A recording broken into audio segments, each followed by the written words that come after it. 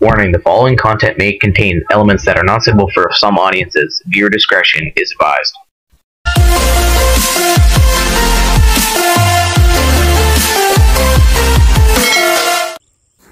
Good morning mga ka-airgun! Nandito ulit tayo sa may tabing ilog para magsagawa ng preemptive pest control.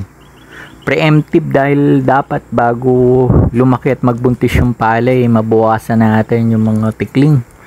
Mabilis kasi silang manira ng palay. May mga nadaanan tayo ng mga tikling trap.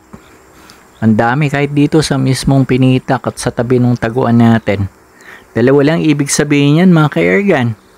Either maraming tikling dito or naubos na ng mga naglalagay ng pain. Subukan pa rin nating mamaril. Baka sakali may mapalabas tayo. Anyway, may taguan na tayo. Gawa yan sa tambot. Tinabas lang natin dito sa may tabi ng sapa. Pasok na tayo mga ka-airgun. Baka maunahan pa tayo ng iba.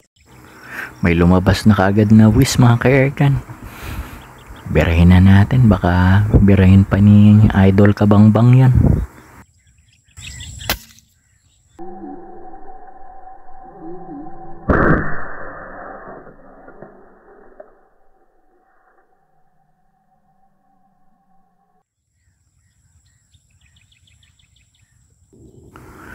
May lumabas pang isa mga ka-airgun. Yun yung ruwak-ruwak. Very challenging yung pagbaril sa mga yun dahil sobrang likot. Hintayin lang natin na tumambay bago natin putukan.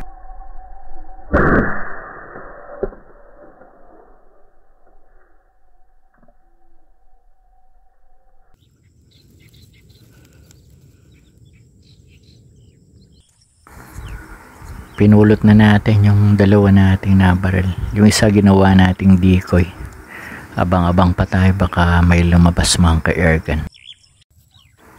Tatlo ka agad yung lumabas mga ka-airgun. Bilangin natin ha. 1.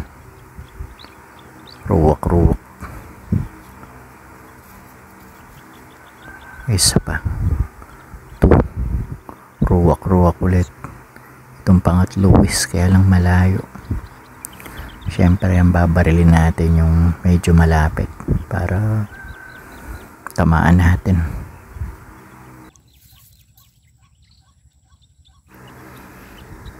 Nagtago na yung whiz mga ka-airgun.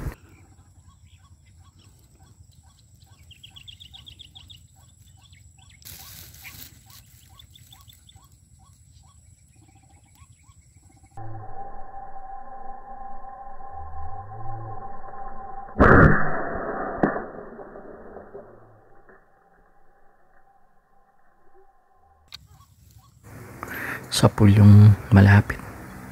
Ito medyo malayo, nasa 40 meters. Try nating putukan bago siya makasuot sa talahiban.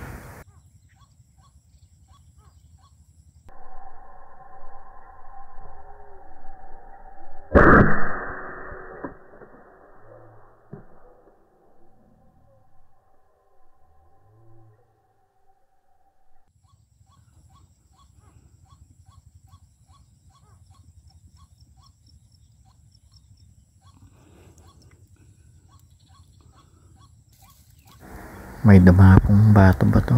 Sobrang lapit. Nasa 10 meters lang. Idamay na natin. Pandagdag na rin sa pang-ulam natin yan.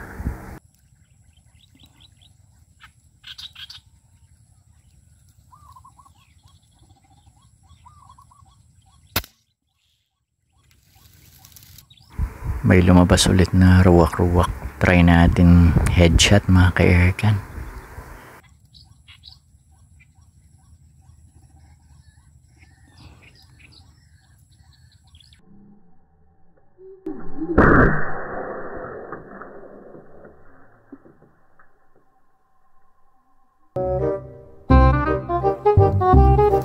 Mintis.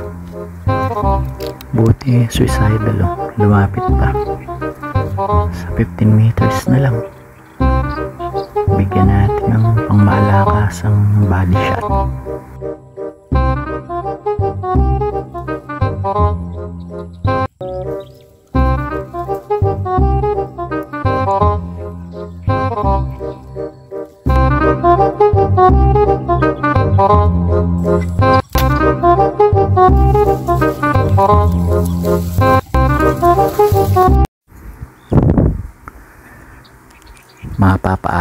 pag-uwi natin mga ka-airgun. May tumawag kasi. Dumating na yung umaampon sa laruan natin. Mukhang kukunin na si Nimrod eh, no? 8:15 pa lang. Bitin yung hunting natin. Pag nagkataon mga ka-airgun, ito na yung final hunt natin. Panalo na yung mga tikling nito. Pero bago tayo umuwi, pulutin muna natin yung mga tinamaan natin.